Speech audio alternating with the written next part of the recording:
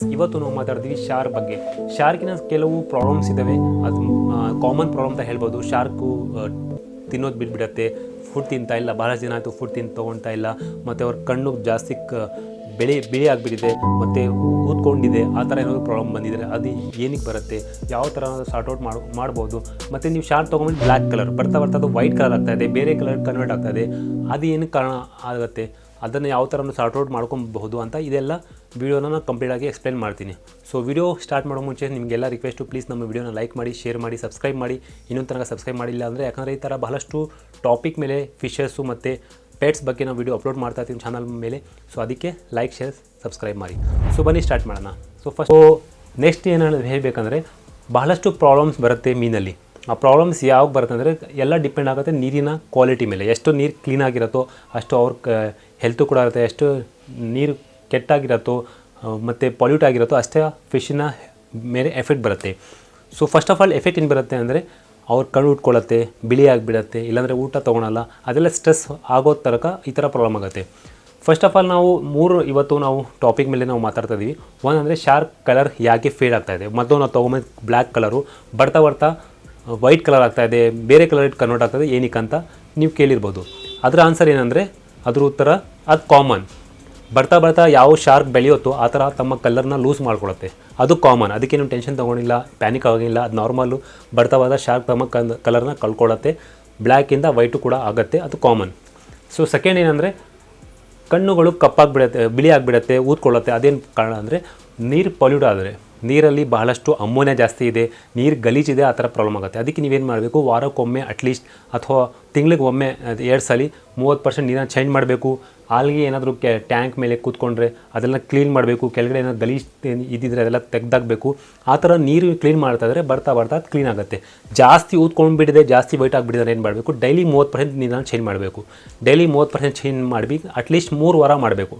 3 ವಾರ ತನಕ daily 30% change ಮಾಡಿ, ಏನೂ ಮೆಡಿಸಿನ್ ಯೂಸ್ ಮಾಡೋಂಗಿಲ್ಲ. ಬರ್ತಾ ಅದೇ ಯಾವ ಥರ ಕ್ವಾಲಿಟಿ ಇಂಪ್ರೂವ್ ಆಗ್ತಾ ಇರೋದು ನೀರಿನ, ಹೊಸ ನೀರು ಆ್ಯಡ್ ಆಗ್ತಾ ಇರುತ್ತೆ ನೀರಲ್ಲಿ, ಆ ಥರ ಬರ್ತಾ ಅದು ಇಂಪ್ರೂವ್ಮೆಂಟ್ ಆಗುತ್ತೆ ಮತ್ತು ಬಿಳಿ ಊದ್ಕೊಳ್ಳೋದೆಲ್ಲ ಕಣ್ಣಲ್ಲಿ ಕ್ಲಿಯರ್ ಆಗುತ್ತೆ.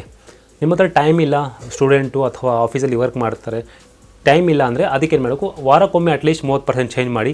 ಅದರಲ್ಲಿ ಸ್ಟ್ರೆಸ್ಸಿಲ್ ಅಂತ ಲಿಕ್ವಿಡ್ ಬರುತ್ತೆ, ಸ್ಟ್ರೆಸ್ಸಿಲ್ ಲಿಕ್ವಿಡ್ ಆಗಬೇಕು. ಇಲ್ಲಾಂದರೆ ಅಕ್ವೇರಿಯಮ್ ಸಾಲ್ಟ್. ನಿಮ್ಮ ಹತ್ರ ಸ್ಟ್ರೆಸ್ಸಿಲ್ ಲಿಕ್ವಿಡ್ ಇಲ್ಲ ಅಂದರೆ 200-250 ರೂಪಾಯಿ ಸಿಗ್ಬಿಡುತ್ತೆ ಅಕ್ವೇರಿಯಮ್ ಶಾಪಲ್ಲಿ, ಅಮೆಝಾನಲ್ಲಿ. ನಿಮ್ಮ ಹತ್ರ ಇಲ್ಲ, ಕಾಸು ಸ್ಪೆಂಡ್ ಮಾಡೋಕ್ಕಾಗಲ್ಲ ಅಂದರೆ ಅಕ್ವೇರಿಯಮ್ ಸಾಲ್ಟ್, ನಾರ್ಮಲ್ ಸೇಂಡಾ ನಮಕ್ ಅಂತಾರಲ್ಲ, ಪಿಂಕ್ ಸಾಲ್ಟ್ ಕೂಡ ಅಂತಾರೆ.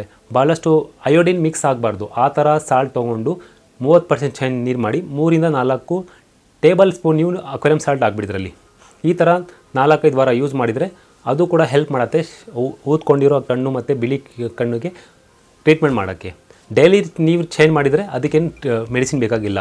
ವಾರಕ್ಕೊಮ್ಮೆ ಚೇಂಜ್ ಮಾಡಿದರೆ ಆವಾಗ ನಿಮಗೆ ಮೆಡಿಸಿನ್ ಬೇಕಾಗುತ್ತೆ. ಸೊ ಈ ಥರ ನಿಮ್ಮ ಶಾರ್ಕಿನ ಕಣ್ಣು ಪ್ರಾಬ್ಲಮ್ನ ನೀವು ಕ್ಯೂರ್ ಮಾಡ್ಕೊಬೋದು. ಸೊ 3ನೇ ಪ್ರಾಬ್ಲಮ್ ಏನಂದರೆ, ಫುಡ್ಡು ತೊಗೊಳ್ತಾ ಇಲ್ಲ. ಫುಡ್ಡು ಯಾವಾಗ ತೊಗೊಳ್ಳಲ್ಲ ಅಂದರೆ, ಬಹಳ ಜನ ಏನು ಮಾಡ್ತಾರೆ, ಪೂರ್ತಿ ನೀರನ್ನು ಚೇಂಜ್ ಮಾಡಿಬಿಡ್ತಾರೆ. ಪೂರ್ತಿ ನೀರು ಚೇಂಜ್ ಮಾಡಿಬಿಟ್ರೆ ಆವಾಗೂ ಕೂಡ ಅವರು ಫುಡ್ ತೊಗೊಳಲ್ಲ, ಸ್ಟ್ರೆಸ್ಸಲ್ಲಿ ಹೋಗ್ಬಿಡ್ತಾರೆ. ಯಾಕಂದರೆ ಪೂರ್ತಿ ಒಂದೇ ಸಲ ನೀರು ಚೇಂಜ್ ಮಾಡಿಬಿಟ್ರೆ ಶಾಕಲ್ಲಿ ಹೋಗ್ಬಿಡ್ತಾರೆ, ಸ್ಟ್ರೆಸ್ಸಲ್ಲಿ ಆಗಿಬಿಡ್ತಾರೆ. ಆ ಸ್ಟ್ರೆಸ್ಸು ರಿಲೀಫ್ ಆಗೋ ತನಕ ಕೆಲವೊಮ್ಮೆ 1 ತಿಂಗಳಾಗಿಬಿಡುತ್ತೆ, ಕೆಲವೊಮ್ಮೆ 2 ತಿಂಗಳಾಗಿಬಿಡುತ್ತೆ, ಕೆಲವೊಮ್ಮೆ ಹಂಗೆ ಸತ್ತೋಗ್ಬಿಡುತ್ತೆ ಶಾರ್ಕ್ ಮೀನುಗಳು. ಅದಕ್ಕೆ ಯಾವಾಗಲೂ ಪೂರ್ತಿ ನೀರನ್ನು ಚೇಂಜ್ ಮಾಡಬೇಡಿ, ಬರೀ 30% ನೀರನ್ನು ಚೇಂಜ್ ಮಾಡಿ. ಇಲ್ಲಾಂದರೆ ಆಲ್ರೆಡಿ ಚೇಂಜ್ ಮಾಡಿಬಿಟ್ಟಿದ್ರೆ ಏನು ಮಾಡಬೇಕಂದ್ರೆ, ಅದಕ್ಕೇನು ಮಾಡುವ, ಸ್ಟ್ರೆಸ್ಸಿಲ್ ಲಿಕ್ವಿಡ್ ಸಿಗುತ್ತೆ. 250 ರೂಪಾಯಿಗೆ 200 ರೂಪಾಯಿಗೆ ಸ್ಟ್ರೆಸ್ಸಿಲ್ ಲಿಕ್ವಿಡ್ ಸಿಗುತ್ತೆ. ಸ್ಟ್ರೆಸ್ ಅಂತ ಸಿಗುತ್ತೆ, ಬಹಳಷ್ಟು ಕಂಪ್ನಿ ಇದೆ. ಯಾವ ಕಂಪ್ನಿ ಇದ್ರೂ ಓಕೆ, ಒಟ್ಟಲ್ಲಿ ಸ್ಟ್ರೆಸ್ಸಿಲ್ ಲಿಕ್ವಿಡ್ ಅಂತ ಬರುತ್ತೆ. ಆ ಸ್ಟ್ರೆಸ್ಸಿಲ್ ಲಿಕ್ವಿಡ್ 10 ಡ್ರಾಪ್ಸ್ ಹಾಕಿ 30% ನೀರು ಚೇಂಜ್ ಮಾಡಿ. ಮತ್ತು 24 ಗಂಟೆ ಆದಮೇಲೆ ಮತ್ತೆ 30% ಚೇಂಜ್ ಮಾಡಿ. 10 drops 15 drops depend upon quantity of water ಅಷ್ಟು ಎಷ್ಟಾಗುತ್ತೆ ಅದರಲ್ಲಿ ಆಗಿಬಿಟ್ಟು 3-4 ಟೈಮ್ ಈ ಥರ ಚೇಂಜಸ್ ಮಾಡ್ತಾಯಿದ್ರೆ ಆ ಸ್ಟ್ರೆಸ್ ರಿಲೀಫ್ ಆಗುತ್ತೆ. ಆವಾಗ ನಿಮ್ಮ ಫಿಶಸ್ಸು ಮತ್ತು ಫುಡ್ ತೊಗೊಳ್ಳೋದು ಸ್ಟಾರ್ಟ್ ಮಾಡುತ್ತೆ. ಇಲ್ಲಾಂದರೆ ಪೂರ್ತಿ ನೀರು ಗಲೀಜಾಗಿದ್ದರೆ ಸ್ವಲ್ಪ ಟ್ಯಾಂಕ್ ಕ್ಲೀನ್ ಮಾಡಿ, ಕೆಳಗಡೆ ಗಲೀಜೆಲ್ಲ ಬಿಸಾಕಿ ನೀರು ಕ್ಲೀನ್ ಮಾಡ್ತಾಯಿರಿ. ಎಷ್ಟು ನೀರು ಕ್ಲೀನ್ ಆಗುತ್ತೋ ಅಷ್ಟು ಎಫೆಕ್ಟ್ ಬರುತ್ತೆ ಫಿಶಸ್ ಮೇಲೆ, ಆವಾಗ ತಿನ್ನೋ ಸ್ಟಾರ್ಟ್ ಮಾಡುತ್ತೆ. 2 ಕಾರಣ, ಪೂರ್ತಿ ನೀರು ಚೇಂಜ್ ಮಾಡಿಬಿಟ್ಟಿದ್ರೆ ಆವಾಗೂ ಅವರು ಫುಡ್ ತಿನ್ನಲ್ಲ. ಇನ್ನೊಂದು ಕಾರಣ ಅಂದರೆ ಗಲೀಜಾಗಿಬಿಡೋದು, ನೀರು ಬಹಳ ದಿನ ಆಯಿತು ನೀರು ಚೇಂಜ್ ಮಾಡಿಲ್ಲ, ಎಲ್ಲ ನೀರು ಗಲೀಜಾಗಿಬಿಡಿ, ಆವಾಗೂ ಕೂಡ ಅಮೋನಿಯಾ ಜಾಸ್ತಿ ಆಗಿ ಅವ್ರ ಬಾಡಿ ಮೇಲೆ ಎಫೆಕ್ಟ್ ಆಗುತ್ತೆ, ಫುಡ್ ತಿನ್ನಲ್ಲ. ಸೊ 2 ಕಾರಣದಿಂದ ಅವ್ರು ಫುಡ್ ತಿನ್ನೋದಕ್ಕೆ ಸ್ಟಾಪ್ ಮಾಡಿಬಿಡ್ತಾರೆ. ಶಾರ್ಕ್ 20 ದಿನ ಮ್ಯಾಕ್ಸಿಮಮ್ ಫುಡ್ ವಿತೌಟ್ ಫುಡ್ ಇರ್ತಾರೆ. 20 ದಿನ ಆದಮೇಲೆ ಅದು ರಿಸ್ಕು. ಸೊ ಅದಕ್ಕೆ ನೀವು ರಿಸ್ಕನ್ನು ತೊಗೊಂಡೋಗಬೇಡಿ, ಅದ್ರ ಮುಂಚೆನೇ ಟ್ರೀಟ್ಮೆಂಟ್ ಮಾಡಿ, ಇಲ್ಲಾಂದರೆ ನಿಮ್ಮ ಮೀನು ಸತ್ತೋಗ್ಬೋದು. ಸೊ ಟ್ರೀಟ್ಮೆಂಟ್ಗೋಸ್ಕರ ಸ್ಟ್ರೆಸ್ ಲಿಕ್ವಿಡ್ ಯೂಸ್ ಮಾಡಿ, ಇಲ್ಲಾಂದರೆ ಅಕ್ವೇರಿಯಂ ಸಾಲ್ಟ್ ಯೂಸ್ ಮಾಡಿ 30% ಚೇಂಜ್ ಮಾಡಿ. ಅಕ್ವೇರಿಯಂ ಸಾಲ್ಟ್ ಅಥವಾ ಸ್ಟ್ರೆಸ್ ಲಿಕ್ವಿಡ್ ಹಾಕಿ 24 ಗಂಟೆ ಆದಮೇಲೆ ಮತ್ತೆ 30% ನೀರನ್ನು ಚೇಂಜ್ ಮಾಡಿ, ಸ್ಟ್ರೆಸ್ ಲಿಕ್ವಿಡ್ ಮತ್ತು ಅಕ್ವೇರಿಯಂ ಸಾಲ್ಟ್ ಹಾಕಿ ಮತ್ತೆ 3 ದಿನ ಈ ಥರ ಕಂಟಿನ್ಯೂ ಮಾಡಿದರೆ ಬರ್ತಾ ಬರ್ತಾ ಸ್ವಲ್ಪ ಇಂಪ್ರೂವ್ಮೆಂಟ್ ಆಗಿ ಫುಡ್ಡನ್ನು ತೊಗೊಳತ್ತೆ.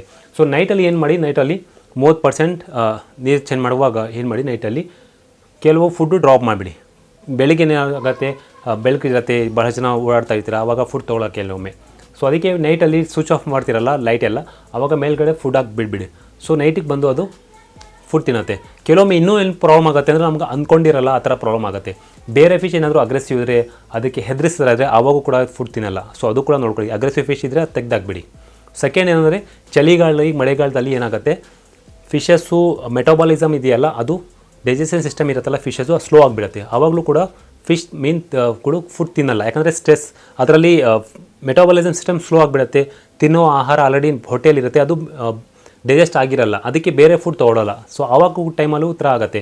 ನೀವು ಮುಟ್ಟು ನೋಡಿ, ಜಾಸ್ತಿ ಕೋಲ್ಡ್ ಆಗಿದ್ದರೆ ಶಾರ್ಕಿಗೆ ಏನು ಹೀಟರ್ ಬೇಕಾಗಿಲ್ಲ, ಹಂಗೂ ಕೂಡ ಮುಟ್ಟು ನೋಡಿದರೆ ಜಾಸ್ತಿ ಹೀಟರಲ್ಲಿ ಕೋಲ್ಡ್ ಕಾಣ್ತಾ ಇದ್ದರೆ 24 ಟೆಂಪ್ರೇಚರ್ ಇಕ್ಕಿ 2 ದಿನ ಅಥವಾ 1 ದಿನ ಹೀಟರ್ ರನ್ ಮಾಡಿ, ಸ್ವಲ್ಪ ನೀರು ಒಂದು ಲೆವೆಲಿಗೆ ಬಂದರೆ ಮತ್ತೆ ಫುಡ್ ತಿನ್ನೋದು ಇಷ್ಟ ಆಗುತ್ತೆ. ಜಾಸ್ತಿ ವಾರ್ಮೂ ಇರಬಾರ್ದು, ವಾರ್ಮ್ ಇದ್ರೂ ಸತ್ತೋಗ್ಬಿಡುತ್ತೆ.